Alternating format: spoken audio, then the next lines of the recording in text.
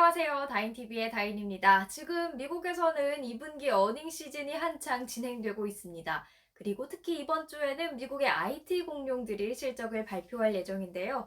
빅테크 기업들의 실적이 어떻게 나오냐에 따라서 이 향후 증시 방향이 달라질 수 있다, 이런 분석도 있더라고요. 그만큼 많은 기대와 주목을 받고 있는 한 주인데, 이번 주 본격적으로 시작되기에 앞서서 이 월가의 탑 애널리스트들은 어떤 종목을 사라고 추천했을까요? CNBC 기사로 함께 만나보시죠. 잠깐! 도대체 무슨 기준으로 앞으로 나올 이 애널리스트들이 월가의 탑 애널리스트냐, 이렇게 질문하실 수 있잖아요. 미국의 사이트 중에 팁랭크스라는 사이트가 있는데요. 이 사이트에 보시면 월가의 애널리스트를 성과별로 랭킹화 해놓은 사이트입니다. 그래서 이 사이트에 나와 있는 랭킹을 기준으로 했을 때 탑 애널리스트라고 CNBC는 설명을 했습니다. 월가의 탑 애널리스트가 추천한 실적 발표 전에 사야 하는 주식 첫 번째는 바로 애플입니다. 주식 리서치 회사 모니스의 브라이언 화이트 애널리스트는요, 이번에도 역시 애플의 호실적이 기대된다면서 투자 의견 계속해서 매수로 제시를 하고 있고요. 목표 주가는 $180로 제시를 했습니다. 브라이언 화이트는 애플을 코로나19 수혜주로 분류해 놨는데요. 이번 팬데믹 기간 동안에 계속해서 혁신적인 아이디어 제품을 내놓으면서 사람들로 하여금 디지털 생활을 조금 더 편리하게 누릴 수 있게 만들어줬고, 이로써 애플 왕국에 더 많은 고객들을 끌어들였다고 분석을 했습니다. 브라이언이 제시한 이번 매출 예상치는 803억 3천만 달러인데요. 전년 동기 대비로 했을 때는 무려 35% 성장한 매출일 것이다, 이렇게 예상을 한 겁니다. 그리고 브라이언이 제시한 EPS 예상치 $1.16입니다. 브라이언이 제시한 매출이나 EPS 예상치가 일반 시장 컨센서스보다는 훨씬 더 높아요. 시장은 일단 729억 4천만 달러를 예상하고 있고, 또 EPS는 $1로 보고 있는데 브라이언이 확실히 더 높죠. 하지만 브라이언은 이 매출 또 EPS가 달성될 것으로 자신을 하고 있습니다. 일단 아이폰 매출이 지난 분기에 66% 성장했었다면 이번 분기에는 그보다는 좀 못할 수도 있다. 하지만 여전히 전년 동기 대비 48% 증가할 것으로 예상하면서 아이폰 매출 잘 나가고 있다, 이렇게 분석을 했고요. 그렇기 때문에 애플에 대한 투자 의견도 계속해서 좋게 제시하고 있지 않나 싶은데요. 다만 우리가 좀 짚고 넘어가야 할 것이 빅테크를 규제하는 미 정부입니다. 최근에 미 정부가 계속해서 커져나가는 미국의 IT 공룡들을 좀 압박하려는 움직임을 보내고 있고, 또 그런 관련된 법안들을 제시하고 있는데요. 그 부분이 살짝의 불안 요소가 될 수 있다고 브라이언도 보고 있습니다. 하지만 그렇게 큰 영향은 없을 거라고 생각을 하는지 이제 다음 분기 가이던스를 제시했는데 역시나 좋게 제시를 했어요. 다음 분기. 그러니까 올해 3분기에는 873억 1천만 달러의 매출을 달성하고 EPS는 $1.28가 될 것으로 예상을 하고 있습니다. 역시나 월가의 컨센서스보다 높습니다. 월가의 탑 애널리스트가 추천한 실적 발표 전에 사야 하는 회사 두 번째는 바로 알파벳입니다. 뱅크 오브 아메리카 증권의 저스틴 포스트는요, 이번에도 역시 알파벳의 실적 성장세가 예상된다라고 말을 했습니다. 그러면서 투자 의견은 매수를 유지하고 있고요. 또 목표 주가로는 $2,755를 제시했습니다. 저스틴이 알파벳의 매출 경우에는 월가의 컨센서스랑 동일한 의견을 가지고 있고요. 다만 주당 순이익 EPS의 경우에는 이 월가의 컨센서스가 $19.21라면 저스틴의 예상치가 더 높네요. 전망치가 $20.15입니다.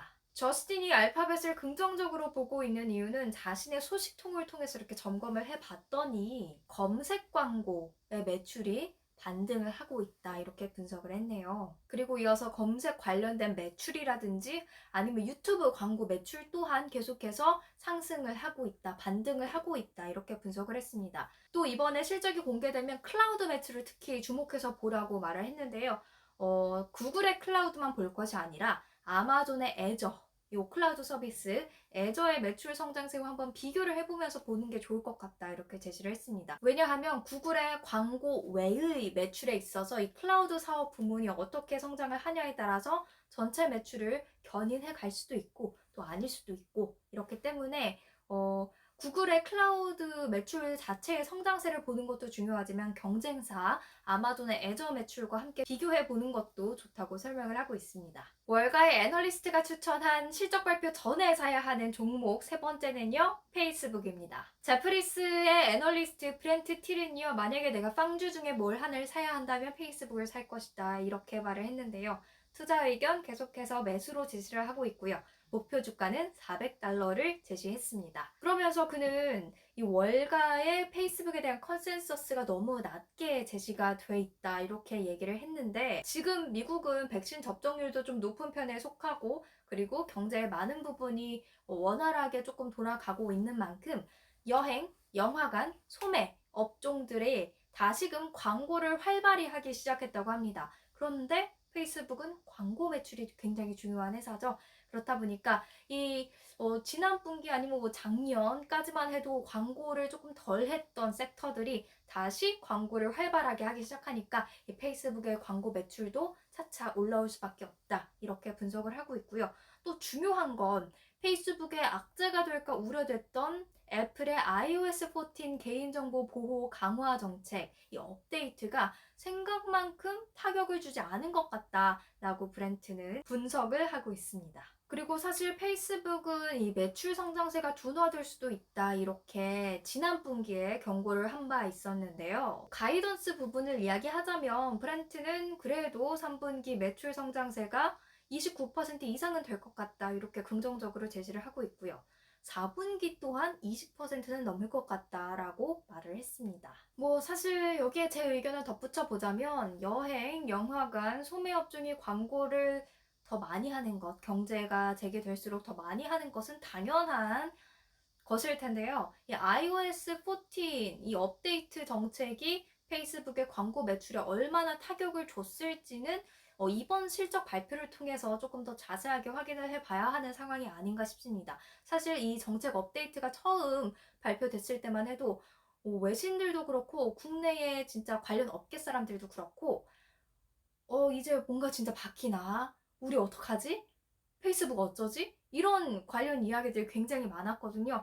그런데 브렌트는 그렇게 생각하지 않는다고 하니까 이게 여기 외신만으로는 뚜렷한 근거가 나와 있지 않아서 조금 아쉽기는 한데, 이번 실적 발표를 통해 여러분들도 그 부분 꼭 한번 짚어보셨으면 좋겠습니다. 이번 주에 IT 공룡들의 실적 발표가 대거 몰려 있다 보니까 월가의 탑 애널리스트들이 추천한 종목들도 대형 기술주가 많았는데요. 요새 서학개미 분들도 기술주 굉장히 많이 담으시더라고요. 어떤 기술주가 서학개미의 관심을 끌고 있는지 그게 궁금하시다면 SBS 비즈에서 아침 6시부터 8시 반까지 진행되고 있는 모닝벨이라는 프로그램에서 서학개미 브리핑을 찾아보셔도 좋을 것 같습니다. 이번 한 주 IT 기업들의 호실적으로 증시가 또다시 사상 최고치를 쓸 수 있을지 많은 기대 갖고 함께 지켜봐 주세요. 안녕!